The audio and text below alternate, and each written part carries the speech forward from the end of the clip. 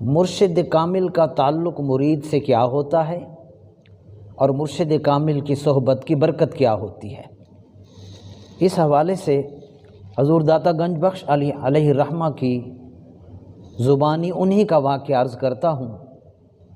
آپ فرماتے ہیں کہ ایک روز میں اپنے مرشد کریم حضرت ابو الفضل محمد بن الحسن الخطلی رحمۃ اللہ علیہ کے ہاتھ دھلا رہا تھا۔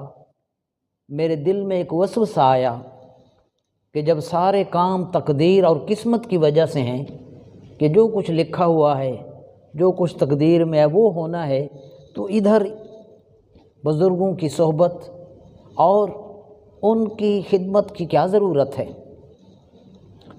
داتا صاحب رحمۃ اللہ فرماتے ہیں جو ہی میرے دل میں وسوسہ آیا، میرے شیخ نے میرے وسوسہ کو معلوم کر لیا اور فرمایا بیٹے اس کا جواب سن لے۔ اللہ اکبر، کیا کاملین کی بصیرت ہے۔